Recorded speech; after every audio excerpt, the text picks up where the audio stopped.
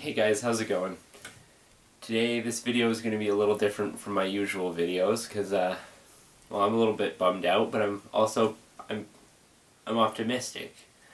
But I wanted to talk about the importance of moist hide boxes and paying attention to your gecko's sheds and making sure that they finish shedding, and you got to check every single toe. They have tiny little fingers, and sometimes they don't get everything off of their toes.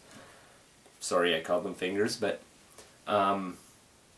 without the moisture you get from a moist hide box, it makes it more difficult for geckos to go through a shed properly or completely finish doing it all by themselves.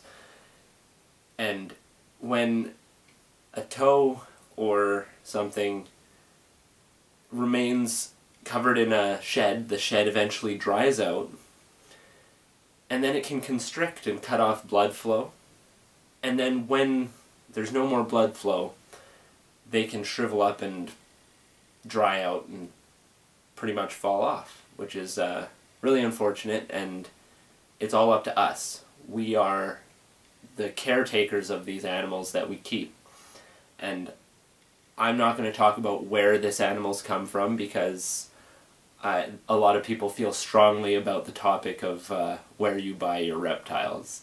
But this gecko that I have over here came into my possession yesterday because they didn't feel that they could take care of the gecko anymore, or maybe sell it, I don't know.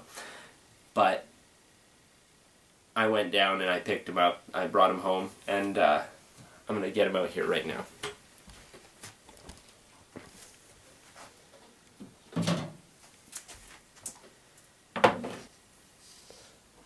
So guys, this gecko's apparently still eating well, which is why I said I'm still optimistic at the beginning. But it's really sad to see this kind of thing. And I wouldn't have taken on the responsibility of trying to care for this little guy. But as I said, if stuck sheds end up on toes, it can go poorly, and you can lose the tips of toes, like on this back leg here. See that little dark spot right on the end? I'm pretty sure that's going to fall off. But when extreme cases happen, you get stuff like this. And that's a whole leg that it's going to lose. Yesterday I was pretty impressed while I was helping remove all the sheds off of its toes. It's still quite the little feisty guy.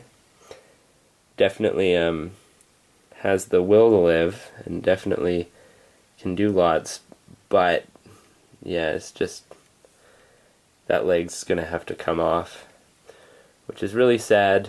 But you know, I'm gonna do my best for him, and we actually decided to name him Pi, spelt 3.14, but pronounced Pi.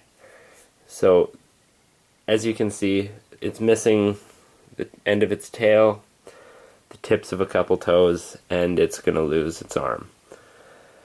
So this is what happens when you guys, or not when you guys, sorry, I don't want to sound like I'm accusing anyone, but when people don't know entirely what's going on with their animals, they don't realize that they need moisture.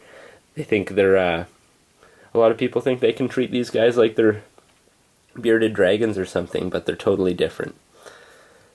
But as you can see, this guy's looking, despite the leg, looking pretty healthy and aware.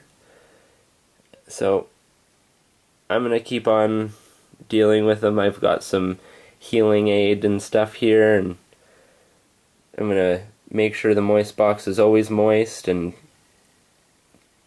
make sure this gecko gets the care it needs. Oh no. Yeah, a little bit clumsy, but what do you expect? So, I'll make sure I keep updating you guys on the progress with this little guy. I'm hoping I can get it back to, well, maybe not perfect health, but well, as healthy and strong as it can be with its 3 legs here. So hope I taught somebody something, and you guys have a good one.